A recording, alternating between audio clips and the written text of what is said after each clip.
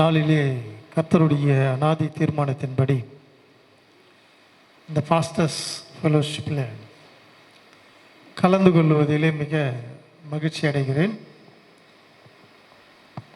நான் 35 ஆண்டு காலமாக பாஸ்டர்ஸ் ஃபெலோஷிப் நடத்திட்டு வரேன். அதை போலவே 35 ஆண்டு காலமாக தொழுநோயாளிகளின் மத்தியிலே அவர்களுக்கு சேவை செய்து கொண்டிருக்கிறேன்.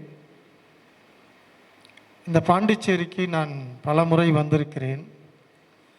ஆனால் உங்கள் ஐயாவை சந்திப்பது இதுதான் முதல் முறை. கர்த்தர் உங்களை ஆசீர்வதிப்பாராக.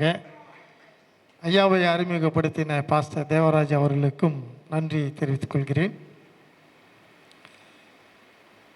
பல நாடுகளுக்கு பல தேசங்களுக்கு ஆண்டவர் உபயோகப்படுத்தி கொண்டிருக்கிறார். இந்த இடத்திலே வந்திருப்பது என்னுடைய தீர்மானம் அல்ல, பரலோக ராஜ்யத்தினுடைய தீர்மானம். பரிசுத்த ஆவியானவர் தன்னுடைய பிதாவின் ஆவியினுடைய அனுக்கிரகத்தோடு கூட கர்த்தருடைய வார்த்தைகளை பகிர்ந்து கொள்ளும்படியாக இங்கே அழைத்து வந்திருக்கிறார். வார்த்தைகளுக்கு செல்வதற்கு முன்பாக அன்பு கூறுவேன் இன்னும் அதிகமாய் என்ற பாடலை போதகர்கள் எல்லோரும் ஒருமனப்பட்டு ஒரே ராகத்தோடு கூட பரிசுத்த ஆவியினுடைய உதவியோடு கூட அந்த பாடலை நாம் பாடுவோம். கர்த்தருடைய பிரசன்னம் அளவில்லாமல் இறங்கி நம்மை மென்மேலும் ஆசீர்வதிக்கட்டும். நல்ல பாடுறவங்க ஆரம்பிங்களா அந்த பாட்டை ப்ளீஸ். அன்பு கூறுவே இன்னும் அதிகமா ஆராதிப்பே இன்னும் ஆர்வமாய். அன்பு கூறுவே இன்னும் அதிகமாய் ஆராதிப்பே இன்னும் ஆர்வமாய். உம்மை முழு உள்ளத்தோடு ஆராதிப்பே முழு பலத்தோடு அன்பு கூறுவே. ஆராதனை ஆராதனை ஆராதனை ஆராதனை ஆராதனை ஆராதனை ஆராதனை ஆராதனை. எபினேசரே எபினேசரே இதுவரையில் உதவி நீரே. எபினேசரே எபினேசரே இதுவரையில் உதவி நீரே. இதுவரையில் உதவி நீரே. எம்மை முழு உள்ளத்தோடு ஆராதிப்பே முழு பலத்தோடு அன்பு கூறுவே. ஆராதனை ஆராதனை ஆராதனை ஆராதனை.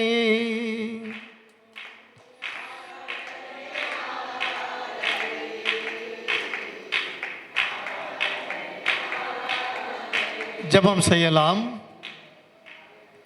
வானத்தின் பேரிலும் பூமியின் பேரிலும் அதிகாரமுடைய எங்கள் அன்பின் தகப்பனாகிய இயேசுவே, வெயிலின் காலத்தில் உஷ்ணம் எங்களை சேதப்படுத்தாதபடி உடைய மேக ஸ்தம்பவத்தை அனுப்பி இம்மட்டும் எங்களை பாதுகாத்திட அதற்காக நன்றி சொல்லுகிறோம். நன்றி சொல்லுகிறோம் ஆண்டவரே. ஊழியக்காரனுடைய நாவுகளிலிருந்து புறப்பட்டு வருகிற வார்த்தைகளை அங்கீகரிக்கிறவரே, ஆசீர்வதிக்கிறவரே, உறுதிப்படுத்துகிறவரே, என்னுடைய வார்த்தைகளை கூர்ந்து கவனிக்கிறவரே, இந்த நேரத்தில் எங்களுடைய பாவங்களை மன்னியும், எங்கள் குற்றங்களை மன்னியும், மீறுதல்களை மன்னியும். உடைய ரகசியங்களை எங்களுக்கு பேசும், உடைய ரகசியங்களை எங்களுக்கு வெளிப்படுத்தும். நீர் பிரியமாய் இருக்கின்ற உடைய ஊழியக்காரர்களுக்கு உடைய ரகசியங்களை வெளிப்படுத்துகிறவரே, உடைய பாதத்திலே காத்திருக்கிறோம், பாதத்திலே காத்திருக்கிறோம். வான மண்டலங்களில் உள்ள பொல்லாத ஆவிகளின் தடைகளை உடைய சேனைகளை கொண்டு உடைய தூதர்களை கொண்டு முறியடிக்கும்படியாக பரத்திலிருந்து எங்களுக்கு ஒத்தாசை இறங்கும்படியாக, இந்த ஊழியத்துக்கு விரோதமாக இருக்கிற தடைகள் எல்லாம் உடைக்கும்படியாக, ஊழியம் இன்னும் வளரும்படியாக, திரள் கூட்டத்து ஆசாரியர்கள் ஒன்று கூடும்படியாக, உம்மை துதிக்கும்படியாக, எங்கள் ஊழியக்காரருடைய நாவுகளின் கட்டுகளை கர்த்தர் இப்பொழுதே அவிழ்க்கும்படியாக, உற்சாகமாய் நாவுகளினால் உம்மை துதிக்கவும், நாவுகளினால் உம்மை ஆர்ப்பரிக்கவும், நாவுகளினால் உம்மை கனம் பண்ணவும், கர்த்தர் கொடுக்கிற நாவுகளின் பாஷைகளை பேசும்படியாக, கர்த்தரின் பாஷைகளை பேசும்படியாக, நவமான பாஷைகளை பேசும்படியாக, அந்நிய பாஷைகளை பேசும்படியாக, கர்த்தரோடு கூட நாங்கள் இணைந்து பேசும்படியாக, இயேசு கிறிஸ்து எங்களை ஆசீர்வதியும். ஒவ்வொருவரையும் பரிசுத்த ஆவியினாலும் பரிசுத்த ஆவியின் அக்கினினாலும் நிரப்பும்படியாக கெஞ்சுகிறோம் ஆண்டவரே. மனமிறங்கும், மனமிறங்கும், மனமிறங்கும்.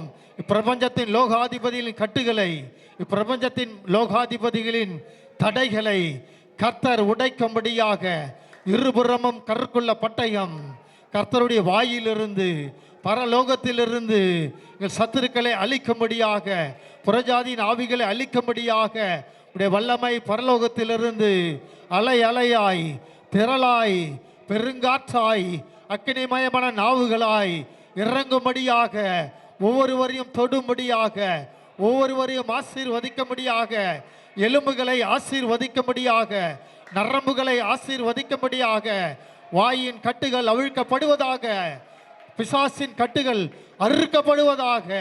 இப்பொழுதே உடைய வல்லமை இறங்கி இந்த இடம் முழுவதும் பெந்தகோஸ்தே நாளினுடைய அனுபவத்தோடு கூட எல்லோரும் உம்மை துதிக்க, ஒருமனப்பட்டு உம்மை நோக்கி பார்க்க கிருபை செய்யும், கிருபை செய்யும். இப்பொழுதும் இந்த சபையை நடத்தி வருகிற, இந்த போதகர் ஐக்கியத்தை நடத்தி வருகிற போதகர் ஐயா வின்சென்ட்டுக்காக ஜெபிக்கிறேன். அவருடைய ஆவி ஆத்மா சரீரத்திற்காக ஜெபிக்கிறேன். உடைய குடும்பத்திற்காக ஜெபிக்கிறேன். பெரிய ஊழியங்களை தாரும். திரளான ஆத்மாக்கள் ரட்சிக்கப்பட, உடைய வருகையிலே அவர்கள் சேர்த்து கொள்ளப்பட தேவரீ கிருபை செய்ய முடியாது ஜெபிக்கிறோம். எங்களோடு கூட ஜீவித்துக் கொண்டிருக்கிற ஆண்டவரும் இரட்சகருமாகிய இயேசுவின் இனிய நாமத்தினாலே ஜெபத்தை எடுக்கிறோம். ஜெபத்தை ஏற்றுக்கொள்ளும் ஜீவனுள்ள நல்ல பிதாவே, ஆமென். இந்த நாளினுடைய வார்த்தைக்கு அடையாளமாக வெளிப்படுத்தின விசேஷம் 2ஆம் அதிகாரம் 11ஆம் வசனத்தை முதல் பகுதியை மாத்திரம் வாசிக்க நான் உங்களோடு கூட. ஆவியானவர் சபைகளுக்கு சொல்லுகிறதை காதுள்ளவன் கேட்க கடவன். போதும். இந்த உலகத்தை உண்டாக்கின கர்த்தரின் ஆவியானவர் தன்னுடைய ஆவியின் பலத்தோடு கூட, தன்னுடைய ஆவியின் அதிகாரத்தோடு கூட தன்னுடைய சபையை குறித்து அவர் பேசுகிறவராக இருக்கிறார். சபை என்பது மண்ணுடையதும் அல்ல, மனிதனுடையதும் அல்ல. இயேசு கிறிஸ்துவினுடைய விலையேறப்பெற்ற இரத்தத்தினால், அவருடைய சரீரத்தினால் மீட்டுக்கொள்ளப்பட்ட ஒரு சபை. இன்றைக்கு சபை போதகர்களாக நாம் ஒன்றாக கூடியிருக்கிறோம். விசுவாசிகளுடைய அபிஷேகம் என்பது வேறு,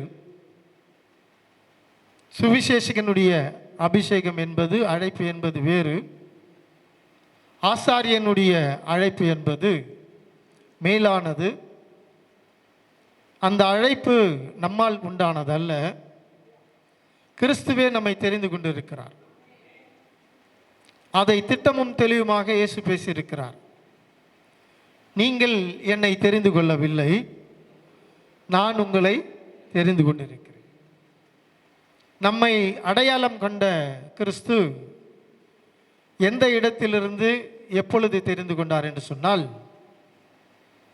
தாயின் கருவில் இருக்கும் பொழுது ஒரு சிலரை தெரிந்து கொண்டார். சிலருக்கு எலும்புகள் உருவாகும் போது கர்த்தர் அவர்களை தெரிந்து கொண்டார். சிலரை இந்த உலகத்திலே வாழும் பொழுது அவர்கள் இருதயத்திலே சுத்தமுள்ளவர்களாக இருப்பதினாலே அவர்கள் எந்த மதத்தில் இருந்தாலும், எந்த ஜாதியை கொண்டவர்களாக இருந்தாலும், எந்த மொழியை பேசுகிறவர்களாக இருந்தாலும், இருதயத்தில் சுத்தமுள்ளவர்களை கர்த்தர் தமக்கென்று தெரிந்து கொண்டார். எனவே கர்த்தர் தெரிந்து கொள்ளுகின்ற பாரம்பரியங்கள், சடங்குகள் என்பது மனிதனுக்கு சொந்தமானது. கர்த்தர் தெரிந்து கொள்ளுகின்ற பாத்திரமானது அவருடைய ஆவிக்கு விருப்பமான ஒரு விஷயம். இங்கே வந்திருக்கின்ற எல்லோரும் பெந்தகோஸ்தே சபையினுடைய அனுபவசாலிகள். சபையை குறித்து சில நேரங்களிலே கர்த்தர் துன்பப்படுகிறவராக, துக்கப்படுகிறவராக இருக்கிறார். சபையின் காரியங்களிலே பரலோக ராஜ்யம் கர்த்தரின் ஆவியானவர் மிகவும் அக்கறை உடையவராக, ஊழியக்காரர்கள் ஒன்றாக கூடி ஜெபிக்கும் பொழுது அந்த ஆலோசனையினுடைய வார்த்தைகளை கேட்டு கர்த்தர் பயப்படுகிறவராக இருக்கிறார். நம்மை பார்த்து இந்த உலகம் பயப்படுகிறது. ஆனால் கர்த்தர் நீதிமான்கள், அப்போஸ்தலர்கள், தீர்க்கதரிசிகள், போதகர்கள் ஒன்றாக கூடி ஒரு ஆலோசனை செய்யும் பொழுது அந்த ஆலோசனையுடைய வார்த்தைகளை கேட்டு கர்த்தர் மிகவும் பயப்படத்தக்கவர். ஆசாரியர்களை பார்த்து, போதகர்களை பார்த்து உலகம் பயப்படுகிறது. ஆனால் ஊழியக்காரர்கள் கூடி ஜெபிக்கும் பொழுது, ஆலோசனை செய்யும் பொழுது கர்த்தர் பயப்படுகிறவராக இருக்கிறார். இந்த வார்த்தைகள் ஒருவேளை உங்களுக்கு புதியதாக இருக்கலாம். கர்த்தர் மனிதனுடைய ஆலோசனைகளை கேட்டு பயப்படுகிறாரா? வேதத்தில் அப்படித்தான் எழுதியிருக்கிறார். சில இடங்களிலே சபைகளை பார்க்கும் பொழுது கர்த்தர் மிகவும் பயப்படுகிறவராக இருக்கிறார். சபையை குறித்து ஒரு கவலை, சபையை குறித்து ஒரு துக்கம், சபையை குறித்து ஒரு வேதனை கர்த்தரின் ஆவியானவருக்கு உண்டு. உங்களிடத்திலே கொடுக்கப்பட்டிருக்கின்ற சபையை குறித்து நீங்கள் என்ன நினைக்கிறீர்கள் என்பது எனக்கு தெரியாது. ஆனால் ஆவியானவர் இந்த வெளிப்படுத்தல 2ஆம் அதிகாரம் 11ஆம் வசனத்திலே ஆவியானவர் சபைகளுக்கு சொல்லுகிறதை காதுள்ளவன் கேட்க கடவன், அப்படி என்று சொன்னால் ஒரு மனிதன் பேசுகின்ற ரகசியத்தை இன்னொரு மனிதன் ஒட்டு கேட்பான். கர்த்தர் பேசுகின்ற வார்த்தைகளை சபை நடத்துகின்ற போதகர்கள் தங்களுடைய காதுகளை விரிவாக திறந்து கேட்க வேண்டும் என்பதுதான் எச்சரிக்கையினுடைய ஒரு வார்த்தை. சபையால் செய்ய முடியாததை இந்த உலகத்திலே எப்பேற்பட்ட அறிஞர்களாலும் ஞானிகளாலும் ஒன்றும் சாதிக்க முடியாது, செய்ய முடியாது. சபைக்கு இருக்கின்ற அதிகாரம் பாழாய் கிடக்கின்ற ஒரு குடும்பத்தையே மாற்றிவிடும். சபைக்கு இருக்கின்ற ஒரு அதிகாரம் 100 பேரை கொலை செய்த ஒரு கொலைகாரனை 5 நிமிட பிரசங்கத்தினாலே, கர்த்தரின் வார்த்தைகளினாலே அவனை மனம் திரும்ப செய்யும்.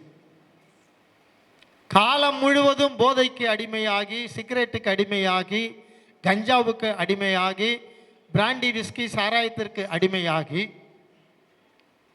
மருத்துவர்கள் சொல்லுவார்கள் இனி இவன் பிழைக்க மாட்டான், இன்னும் 2-3 நாட்களிலே செத்து போவான் என்று துக்க செய்தியை சொல்லுவார்கள். அம்மா அம்மா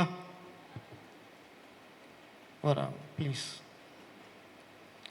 இந்த துக்க செய்தி என்பது அந்த வாலிப மகன் அல்லது வாலிப மகளுக்கு, அந்த குடும்பத்தாருக்கு துக்க செய்தி தான். ஆனால் இந்த ஊழியத்தை நடத்துகின்ற உங்களுடைய போதகர், நம்முடைய போதகர், அந்த குடிகாரனை, அந்த மரிக்க போகின்ற ஒரு வாலிபன் அல்லது வாலிப பெண் சபைக்குள்ளாக வந்தால் இந்த ஊழியக்காரருடைய கரம் அந்த போதைக்கு அடிமையான நாளைக்கு மரிக்க போகின்ற அந்த ஆண் அல்லது பெண்ணின் மீது இந்த கரம் படுமானால்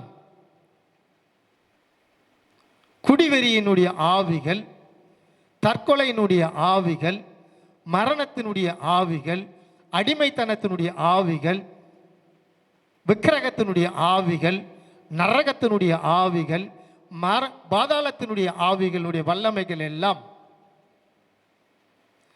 இந்த ஐக்கியத்தை நடத்தி கொண்டிருக்கின்ற உங்களுடைய ஊழியக்காரன் மூலமாக ஆயுசு காலங்களை கொடுக்கின்ற ஒரு மனிதனை மரணக்கட்டுகளிலிருந்து உயிரோடு எழுப்புகின்ற ஒரு அதிகாரத்தை சபை போதகர்களுக்குள்ளாக, சபை போதகர்களுடைய சரீரத்திற்குள்ளாக, சபை போதகர்களுடைய ஆவிக்குள்ளாக கர்த்தர் மறைத்து வைத்திருக்கிறார். இந்த உன்னதமான பரலோக ராஜ்யத்தினுடைய அதிகாரத்தை அநேக ஆசாரியர்கள், அநேக போதகர்கள் ரசிப்பதும் கிடையாது, உணர்ந்து ஊழியம் செய்வதும் கிடையாது. நீங்கள் உங்களுடைய அபிஷேகத்தை நீங்கள் ரசித்து பார்த்தால் வனாந்தரத்திலே நீரோடைகளை நீங்கள் புறப்பட்டு வர செய்வீர்கள். நீங்கள் உங்களுடைய அபிஷேகத்தினுடைய வல்லமைகளை நீங்கள் ரசித்து உணர்ந்து ஜபம் பண்ணி சபை நடத்தினால் பரலோக ராஜ்யம் நீங்கள் நிற்கின்ற இடத்திலே உங்களோடு கூட அசைவாடி கொண்டிருக்கும். இது ஒரு அழகு. உலகத்திலே எந்த ஒரு ஞானியாலும் எந்த ஒரு அறிவாளியாலும் உங்களை இப்படி உருவாக்கவே முடியாது. தலைவலி வந்தால் ஒரு ஆஸ்பிரின் அல்லது ஒரு குரோசின் ஒரு மாத்திரை போட்டால் ஒரு 2 மணி நேரத்திற்கு அந்த தலைவலி நிற்கும், அவ்வளவுதான்.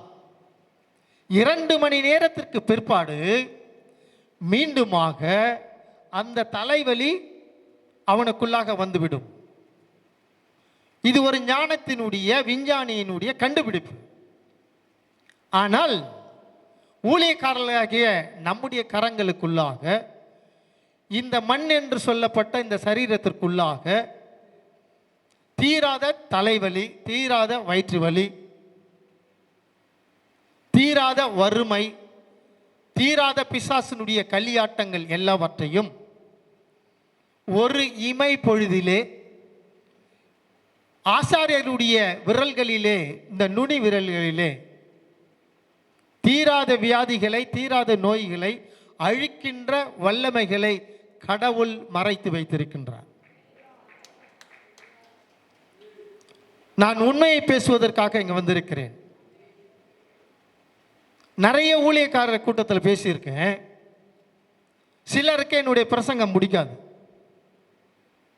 ஏன் அப்படின்னாக்கா, இந்த வெளிப்படத்தில் சொல்லப்பட்ட காதுள்ளவன் கேட்க கடவன் அப்படின்னா செவடெல்லாம் எழுந்து வெளியே போயிடுங்கன்ட்டு நான், எனக்கு காதே கேட்காது, நீ என்னதான் கத்து, எனக்கு இல்லை இந்த வார்த்தை. அப்படி அசதியாய் இருக்கிறவர்களுக்கு அபிஷேகம் கொடுக்கப்பட்டிருந்தும் அது பிரயோஜனப்பட்ட ஒரு அபிஷேகம். உன்னை எதற்காக ஒரு கிராமத்திலே, ஒரு பட்டணத்திலே, ஒரு தேசத்திலே கர்த்தர் உன்னை சபை நடத்துவதற்கு, மக்களுக்கு நற்செய்தியை சொல்லுவதற்கு அழைத்திருக்கிறாரோ, அந்த வேலையை நீ செய்யாத பட்சத்தில் கர்த்தருடைய கோபம் உன் மீது வரும். நிறைய வரங்கள் இருக்கலாம், தாளந்துகள் இருக்கலாம், திரள் கூட்டத்து மக்கள் வரலாம், தவறுகள் கிடையாது. ஆனால் ஆசாரியனாகிய உனக்குள்ளாக அன்பு குறைந்தால், அன்பு குறைந்து போனால், அன்பு காணாமல் போனால், மனமிறக்கம் இல்லாமல் போனால், உதவி செய்கின்ற குணம் இல்லாமல் போனால், உன்னை அழைத்த கர்த்தரின் ஆவியானவருக்கு அது ஒரு பெரிய துக்கமாக இருக்கிறது. அதையும் யோவானை அழைத்து ஆவிக்குள்ளாக நிரப்பி, இந்த வெளிப்படுத்தின விசேஷம் என்று பார்த்தீங்கன்னாக்கா, நிறைய சபைகளில் பேசவும் மாட்டாங்க, 2ஆம் வருகை குறித்து பேச மாட்டாங்க, உயிர்த்தெழுதலை குறித்து பேச மாட்டாங்க, கர்த்தருடைய வருகை குறித்து பேச மாட்டாங்க. இந்த வெளிப்படுத்தின விசேஷம் என்பது யோவானாகிய ஒரு பரிசுத்தவானை கர்த்தர் தம்முடைய ஆவிக்குள்ளாக நிரப்பி சபைக்குள்ளாக இருக்கின்ற, தேசங்களுக்குள்ளாக இருக்கின்ற, தீர்க்கதரிசிகளுக்குள்ளாக இருக்கின்ற, கள்ள தீர்க்கதரிசிக்குள்ளாக இருக்கின்ற அவலங்களை எல்லாம், அசிங்கங்களை எல்லாம் பரிசுத்தவானாகிய இந்த யோவானுக்குள்ளாக கர்த்தர் ஆவிக்குரிய கண்களை திறந்து, I could see you, you can see me. என்னால் உங்களை பார்க்க முடியும், உங்களால் என்னை பார்க்க முடியும். பார்க்கக்கூடியவைகள், பார்க்கக்கூடாதவைகள், விசிபிள், இன்விசிபிள். ஆவியானவரை நம்மால் பார்க்க முடியும், தரிசிக்க முடியும். அவரை உன் கரத்தினால் பிடிக்க முடியாது. அவரை உன்னுடைய கரத்தின் அதிகாரத்தினால், சரீர பலத்தினால் அடக்கவும் முடியாது. உன்னை அழைத்த கர்த்தரின் ஆவியானவருடைய அதிகாரம், வல்லமை, பராக்கிரமம் இவைகளெல்லாம் ரகசியங்கள் தான். ஆவியானவர் இந்த இடத்தை உலாவிக் கொண்டிருக்கிறார் என்று சொன்னால் எல்லோராலும் அதை உணர்ந்து கொள்ள முடியாது. ஃபேன் ஓடிக்கொண்டிருக்கிறது, அதிலிருந்து வருகின்ற காற்றை நாம் உணர முடியும். ஆனால் அந்த ஃபேனுடைய காற்று ஒரு பொருள் அல்ல, அது ஒரு கருவி அல்ல, காற்று. ஆவிக்குரிய சபை என்பது மற்ற சபைகளை பரிகாசம் பண்ணுவதற்காக ஆவிக்குரிய சபைகள் எழுப்பப்படவில்லை.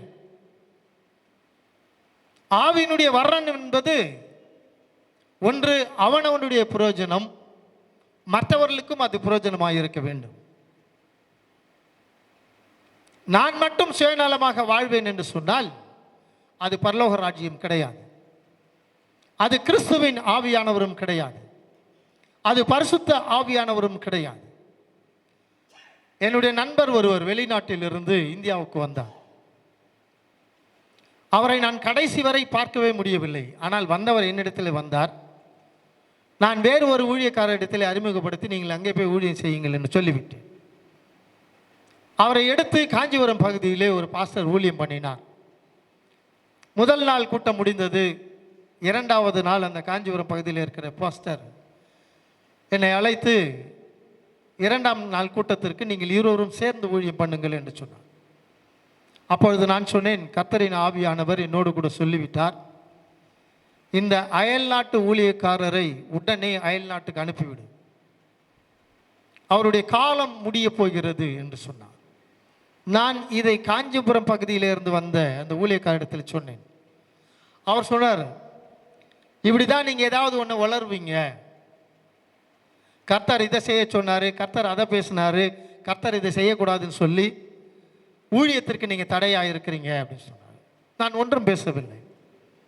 2 நாள் கூட்டம் முடிந்தது, 3 நாள் கூட்டம் முடிந்தது. அந்த அயல் நாட்டு போதகர் என்னை பார்க்க சென்னைக்கு வந்தார். நாங்கள் இருவரும் சந்தித்தோம். கொஞ்ச நேரம் பேசிக்கொண்டே இருக்கும் பொழுது அந்த ஊழியக்காரருடைய நாக்கு மார்பு அளவுக்கு தொங்க ஆரம்பித்தது. ஒரு ஊழியக்காரனுடைய நாக்கு மிஞ்சி மிஞ்சி நீட்டினா அந்த உதட்டுக்கு வெளியே தான் வரும். ஆனால் மார்பு அளவிற்கு அந்த உள்நாக்கு வெளியே தொங்க ஆரம்பித்தது. என் நண்பராகிய இன்னொரு ஊழியக்காரத்தில் சொன்னேன், இவரை உடனே நீங்கள் வெளிநாட்டிற்கு அனுப்பிவிடுங்கள். கர்த்தருடைய கோபம், காளி என்கின்ற ஒரு பிசாசு, ஒரு விக்கிரகம் இவருக்குள்ளாக வாழ்ந்து கொண்டிருக்கிறது. அதை ஒருவரும் ஏற்றுக்கொள்ளவே இல்லை. அந்த அயல் நாட்டுக்காரர் பாக்கெட்டிலே கையை விட்டு ஏதோ ஒரு மாத்திரை எடுத்து வாயிலே போட்டார். நாக்கு உள்ளே சென்று விட்டது. கொஞ்ச நேரம் பொறுத்து அந்த அயல் நாட்டு பாஸ்டர் என்னை வந்து கையை பிடிச்சி, தமிழ் பாஸ்டர் தான், அழ ஆரம்பித்தார்.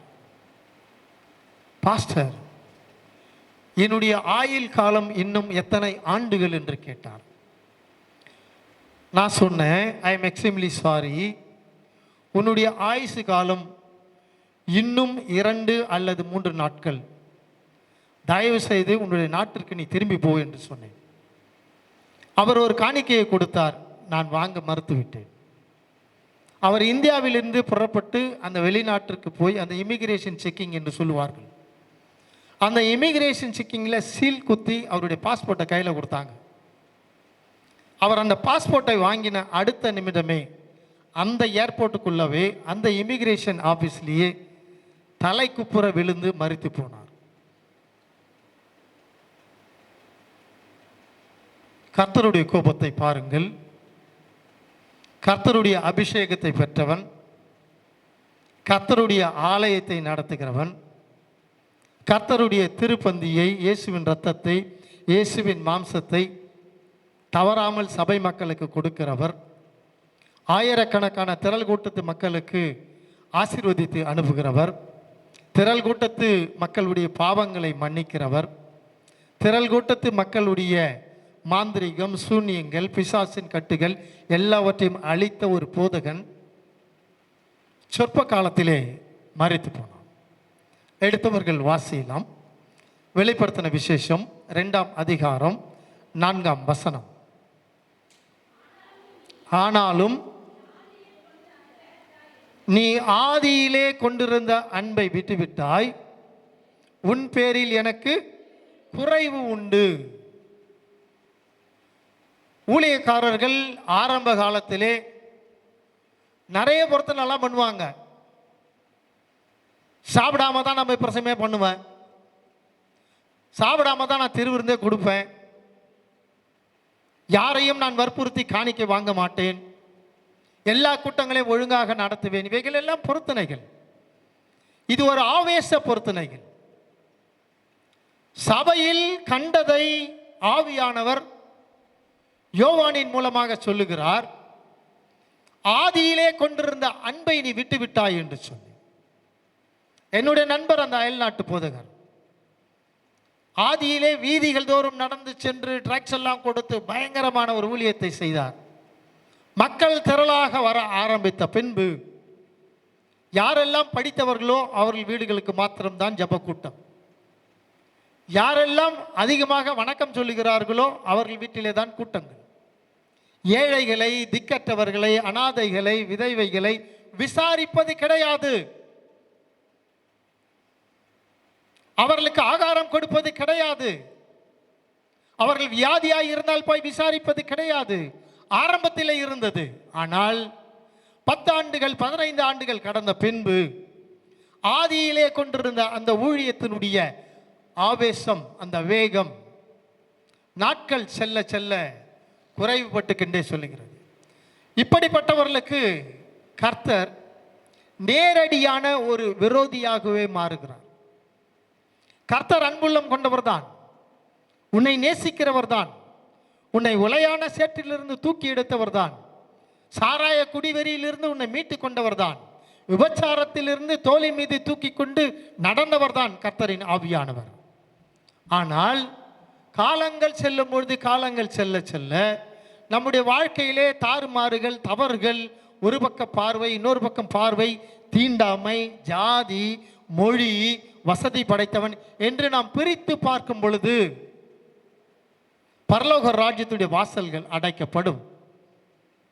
நாம் எதின் மீது மிக மிக கவனம் செலுத்தினோமோ அப்படிப்பட்ட கொடூரமான கொல்லுகிற ஆவிகளை, தீராத வியாதிகளை கொண்டு வருகின்ற அசுத்த ஆவிகளை, தீராத நோய்களை கொண்டு வருகின்ற பலவீனத்தின் ஆவிகளை கர்த்தர் அனுமதிக்கிறவராக இருக்கிறார். இங்கே ஒரு எச்சரிக்கையும் அவர் கொடுக்கிறவராக இருக்கிறார். 5ஆம் வசனத்தை நாம் வாசிக்கலாம். ஆகையால் நீ எந்த நிலைமையிலிருந்து, எந்த இடத்திலிருந்து விழுந்தாய் என்று நினைத்து மனம் திரும்பி, இல்லாவிட்டால் நான் உன்னிடத்தில் சீக்கிரமாய் வந்து, தாமதமாய் அல்ல, நீ மனம் திரும்பாத பட்சத்தில் உன் விளக்கின் தண்டை நான் உடைத்து போடுவேன். பிரகாசமாக எரிந்து கொண்டிருக்கின்ற 7 பொன் குத்து விளக்குகளின் கர்த்தரின் 7 ஆவிகளினுடைய பாதுகாவல் உன்னிடத்திலிருந்து பிடுங்கப்படும். 7 விசேஷித்த நட்சத்திரங்கள் என்று சொல்லப்பட்டிருக்கிறது. சபையின் 7 விசேஷித்த தூதர்கள், அந்த தூதர்களுடைய பாதுகாவலிலிருந்து கர்த்தர் உன்னை தள்ளிவிடுகிறவராக இருப்பார். நீ வீதியிலே நடந்தால் அதிகாரிகள் கையெட்டு கும்பிடுவார்கள். கனவான்கள், ராணிகள், மந்திரிகள், பிரபுக்கள், பெரிய தொழிலதிபர்கள் எல்லாம் நின்று வணக்கம் சொல்லுவார்கள். அந்த அந்தஸ்திலிருந்து கர்த்தர் உன்னை இருளின் ஆவிக்குள்ளாக தள்ளிவிடுவார். எச்சரிக்கை, சபைக்கு எச்சரிக்கை. சபைக்கு எச்சரிக்கை என்பது விசுவாசிகளுக்கு மாத்திரமல்ல, முக்கியமாக சபை நடத்துகின்ற போதகர்களுக்கு இது ஒரு எச்சரிக்கை.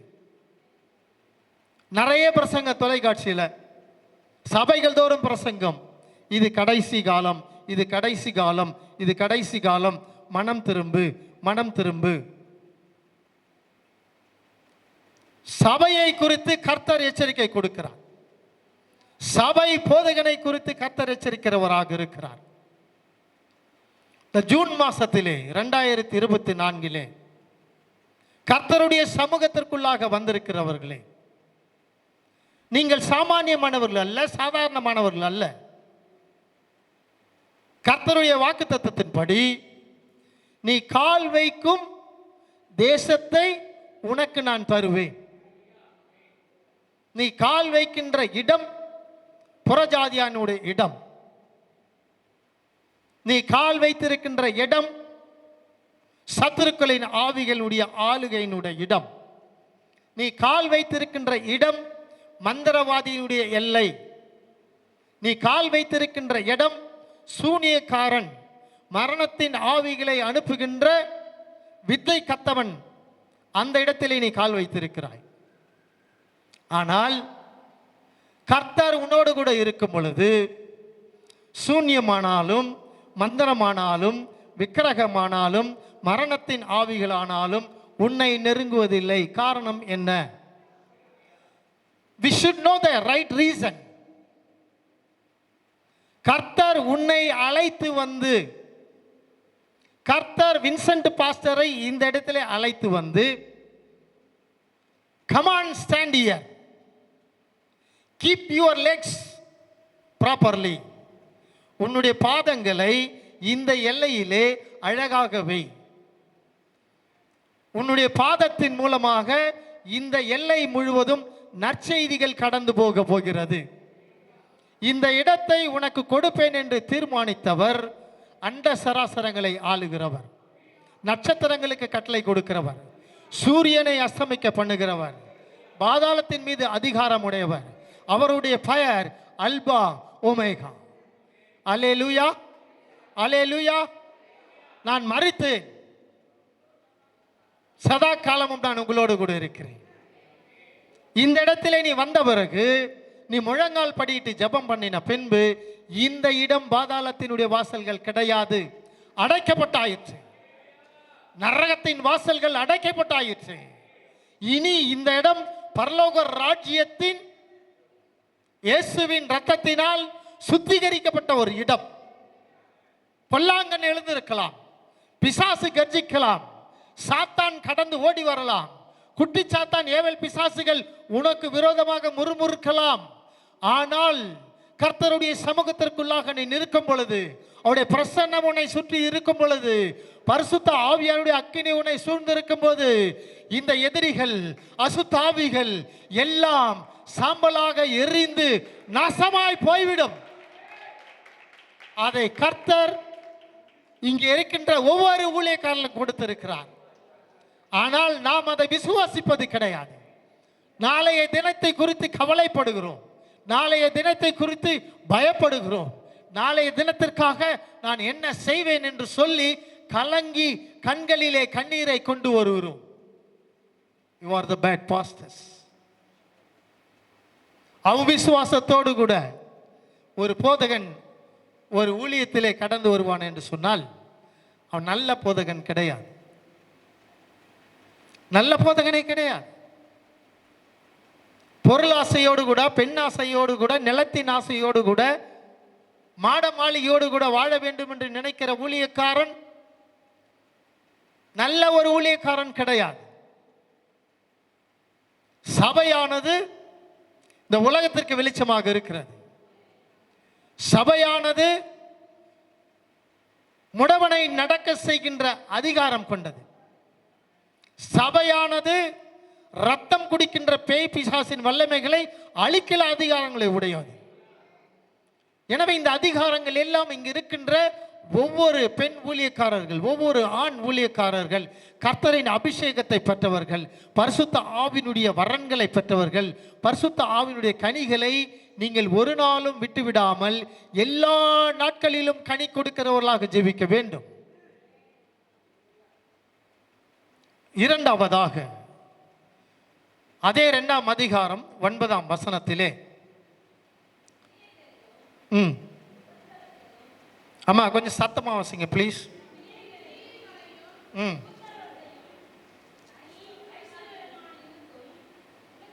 உன் கிரியையும் உன் உபத்திரவத்தையும் நீ ஐஸ்வர்யம் உள்ளவனாய் இருந்தும் உனக்கு இருக்கிற தரித்திரத்தையும் தங்களை யூதன் என்று சொல்லியும் யூதராய் இராமல் சாத்தானுடைய கூட்டமாய் இருக்கிறவர்கள் செய்யும் தூஷணத்தையும் அறிந்திருக்கிறேன். ஆவியானவர் ஆவிக்குரிய சபையிலேயும் இருக்கிறார், ஆவி இல்லாத சபைகளிலேயும் இருக்கிறார். 2 சபையும் கர்த்தருடைய சபை தான். இதில் ஆவிக்குரிய சபை அது விசுவாசத்தை பொறுத்து. ஆவிக்குரிய சபைக்குள்ளாக சில திருடர்கள் இருப்பார்கள், தூஷணம் பண்ணுகிறவர்கள் இருப்பார்கள், பரிகாசம் பண்ணுகிறவர்கள் இருப்பார்கள், அவ்விசுவாசிகள் இருப்பார்கள், நம்பிக்கை அற்றவர்கள் உன்னோடு கூட இருப்பார்கள். நாம் அதை கண்டும் அதை காணாமல் இருந்தால் நல்ல திராட்சை ரசம், கெட்ட திராட்சை ரசம், கெட்ட திராட்சை ரசம் நல்ல திராட்சை ரசத்தை என்ன பண்ணும்? கெடுத்துரும். கிழிந்து போன கந்தல் நல்ல வசனத்தையும் அழகை கெடுத்து.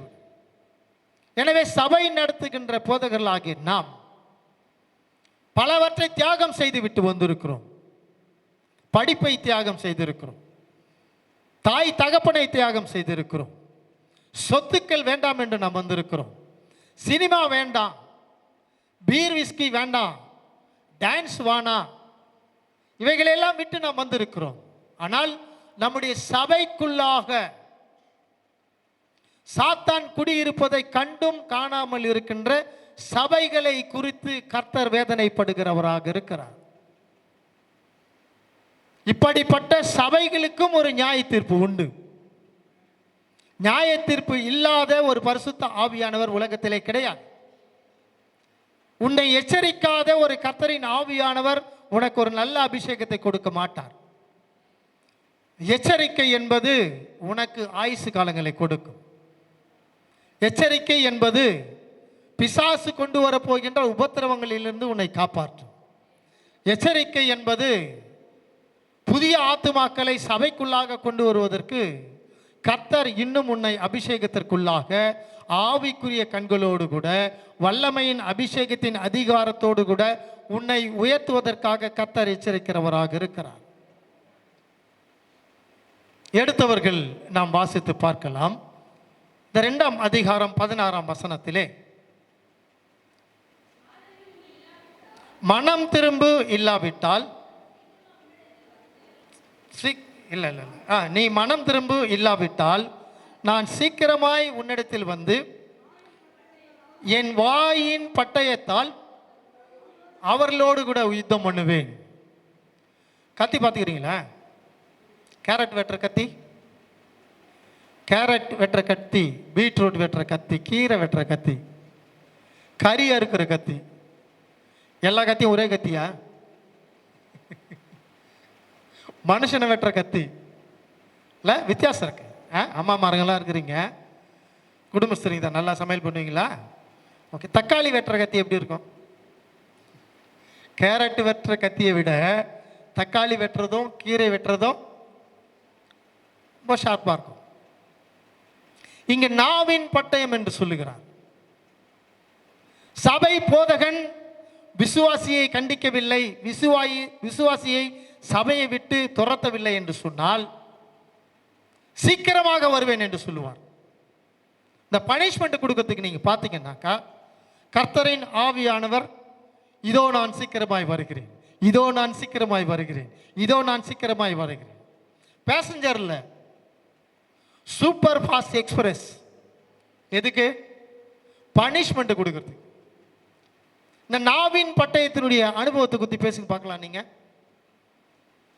உலகத்தினுடைய கத்தி, உலகத்தினுடைய பட்டயம் நமக்கு நன்றாக தெரியும். ஆனால் இங்கே கர்த்தரின் ஆவியானவருக்குள்ளாக இருக்கின்ற மனிதனால் பிடிக்க முடியாத, மனிதனால் அடக்க முடியாத ஒரு வல்லமையின் ஆவிக்குரிய ஒரு பட்டயத்தை கர்த்தர் எங்கே வைத்திருக்கிறார்?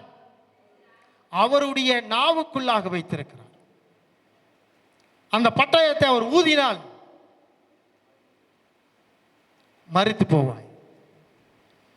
பட்டயத்தை ஆவிக்குரிய வல்லமையோடு கூட ஊதினால் சாத்தான் நடுநடுங்கி அந்த இடத்தை விட்டு ஓடி போவான். ஆவிக்குரிய அந்த கிருபை, ஆவிக்குரிய வரன், ஆவிக்குரிய வல்லமைகளை இந்த வெளிப்படுத்தின விசேஷம் ஆழமாக பேசி இருக்கிறது. கர்த்தரின் வாயுக்குள்ளாக இருபுறமும் கருக்குள்ள பட்டயத்தை கொண்டவராக நியாயம் தீர்க்க வெள்ளை குதிரையின் மீது வருகிறவராக இருக்கிறார். கர்த்தரின் ஆவியானவருக்கு முன்பாக நீ முழங்கால் படியிடும் பொழுது அக்கிரமத்தினுடைய சிந்தைகளை வெளியே எடுத்து போடு. பாவத்தின் நாவுகளோடு கூட நீ ஜெபிக்காது. அக்கிரமத்தின் துன்மார்க்கத்தின் வாய்களோடு கூட வேத வசனங்களை தயவு செய்து வாசிக்காமல் இருங்கள். இன்றைக்கு நான் எடுக்கின்ற இந்த உபவாச ஜபம் என் எதிர் வீட்டிலே இருக்கின்ற முழு குடும்பத்தையும் சாகடிக்க வேண்டும். அப்படிப்பட்ட ஒரு எண்ணம் உனக்குள்ளாக இருக்கும் என்று சொன்னால், நீ என்ன அபிஷேகத்தில் இருக்கிறாய்? உனக்குள்ளே இருக்கின்ற ஆவியானவர் எப்படிப்பட்டவர்? கொல்லுவதற்காக, ஒருவனை குருடனாக்குவதற்காக, ஒருவனுடைய கால்களை வெட்டுவதற்காக, ஒருவனை சீக்கிரத்திலே மரணத்தின் ஆவிக்குள்ளாக ஒப்புடுப்பதற்காக உனக்கு பரிசுத்த ஆவியானவர் அருளப்படவில்லை. யோவான் 3ஆம் அதிகாரம் 16, 17 நீங்கள் வாசித்து பாருங்கள். உலகத்தின் மீது அன்பு கொண்டு இயேசு இந்த உலகத்திலே வந்தார். எதற்கு? உலகத்தை ரட்சிக்கும்படியாக அவர் வந்தார். ஒவ்வொரு மனிதனும் செய்கின்ற பாவத்திற்கு தக்கதாக அவர்களை தண்டிக்கும்படி, கொல்லும்படி, மரணத்திற்கு ஒப்பு கொடுக்கும்படி இயேசு இந்த உலகத்திலே வரவில்லை. அந்த இயேசு கொடுத்த அந்த பரிசுத்த ஆவியினுடைய அபிஷேகம் என்பது உனக்கு விரோதமாக அநேக நேரங்களிலே செயல்பட ஆரம்பித்து விடும். சிம்சோன் தன் மீது இருக்கின்ற அந்த ஆவியினுடைய வளத்தோடு கூட வாழ்ந்து கொண்டிருந்தான். ஆனால் கர்த்தரின் ஆவியானவர் அவனை விட்டு கடந்து போய்விட்டார் என்பதை அறியாமலே அவன் மீண்டுமாக யுத்தம் பண்ண போனான். கண்கள் பிடுங்கப்பட்டது, தலையிலே கொட்டினார்கள், பரிகாசம் பண்ணினார். சவுலின் மீது இருந்த கர்த்தரின் ஆவியானவர் எடுபட்டு போய்விட்டார். சவுல் அதற்காக மீண்டுமாக ஓடவில்லை. அவன் செய்த தவறு. உங்களுடைய வாழ்க்கையிலேயும் கர்த்தர் உங்களுக்குள்ளாக கொடுத்திருக்கின்ற ஒரு அபிஷேகம் உலக ரட்சிப்பினுடைய ஒரு அபிஷேகம், உலக ரட்சகராகிய இயேசு கிறிஸ்துவினுடைய ஒரு அபிஷேகம், உலக ரட்சகராகிய பரிசுத்த ஆவியானுடைய அக்கினியின் வல்லமைகள் நிறைந்த ஒரு அபிஷேகத்தை கர்த்தர் உனக்கு கொடுத்திருக்கிறார். உன்னை நீயே சோதித்துப் பார். ஆதியிலே கொண்டிருந்த அன்பு உன்னிடத்திலே இல்லை என்று சொன்னால் மனம் திரும்பு. அதற்காக உபவாசம் இரு. அதற்காக கர்த்தரிடத்திலே முழங்கால் படியிடு. அதற்காக கர்த்தரிடத்திலே மன்னிப்பை கேள். அவர் மங்கி எரிகின்ற விளக்கை அணைக்காத ஒரு தெய்வம். உன்னுடைய விளக்கு தண்டு உடைக்காமல் இருக்க வேண்டும் என்று சொன்னால் இந்த நாளிலே இந்த வார்த்தைகளை கேட்டுக்கொண்டிருக்கிறவர்களே மனம் திரும்புங்கள். கர்த்தரும் ரட்சகருமாகிய இயேசுவினிடத்திலே உங்களுடைய வாழ்க்கையை ஒப்புக் கொடுங்கள். சபைக்குள்ளாக சாத்தானோடு கூட ஜீவித்துக் கொண்டிருக்கின்ற விசுவாசிகள் வேகமாக கைத்தட்டிக் கொண்டிருக்கிறார்கள், அழகாக பாடிக்கொண்டிருக்கிறார்கள், சொல்ல முடியாத பாஷைகளை பேசிக் கொண்டிருக்கிறார்கள், கர்த்தரின் பாஷையோடு கூட கர்த்தரிடத்தில் பேசிக் கொண்டிருக்கிறார்கள், அழகாக கவிதைகளை பாடுகிறார்கள், நல்ல காணிக்கைகளை கொடுக்கிறார்கள், நேரத்திற்கு வருகிறார்கள். ஆனால் அவர்கள் இயேசு கொடுத்த பரிசுத்த ஆவியின் அபிஷேகத்திற்குள்ளாக இல்லை என்பதை கர்த்தரின் ஆவியானவர் ஆராய்ந்து பார்த்ததினாலே, ஆவிக்குரிய ரீதியிலே யோவானோடு கூட சபைகளுக்கு சொல்லியிருக்கிறார். பாண்டிச்சேரி பகுதியிலே சபை ஊழியம் செய்து கொண்டிருக்கிறவர்களே, ஒரு ஆத்மா செத்து போனால் அந்த ஆத்மாவிற்கு நீங்கள் தான் பதில் சொல்ல வேண்டும். அந்த கேள்வியை, அந்த இரத்த பழியை கர்த்தர் உன்னிடத்திலே கேட்கிறவராக இருக்கிறார். நீ பொறுப்பற்ற ஒரு பதிலை நீ சொல்லுவாய் என்று சொன்னால், உன்னுடைய விசுவாசி அழிந்ததை காட்டிலும், உன்னுடைய விசுவாசிக்குள்ளாக இருக்கின்ற நோய்களை வியாதிகளை காட்டிலும் கர்த்தர் ஆசாரியனாகிய உன்னுடைய குடும்பத்திலே, உன்னுடைய சரீரத்திலே அப்படிப்பட்ட இருளின் ஆவிகளை அனுப்புவார். ஜாக்கிரதையோடு கூட இருங்கள். நீங்கள் மனம் திரும்பாவிட்டால் உங்களால் பார்க்க முடியாத, உங்களால் தப்பிக்க முடியாத, உங்களால் பிடிக்க முடியாத ஆவியின் நாவுகளின் பட்டயத்தோடு கூட வந்து உனக்கு நியாய தீர்ப்புகளை கொடுப்பார். கர்த்தருடைய கோபத்திலிருந்து, கர்த்தருடைய தண்டனையிலிருந்து நாம் நம்மை தப்பித்து கொள்ள அவருடைய இரண்டாம் வருகையிலே நம்முடைய சபையை பரிசுத்தப்படுத்தி நம்முடைய அபிஷேகத்தை புதுப்பித்து கர்த்தருடைய ராஜ்யத்தை மகிமைப்படுத்துவோம். அப்படிப்பட்ட கிருபைகளை கர்த்தர் உங்களுக்கு மென்மேலும் கொடுத்து உங்களை ஆசீர்வதிப்பாராக. ஆமென்.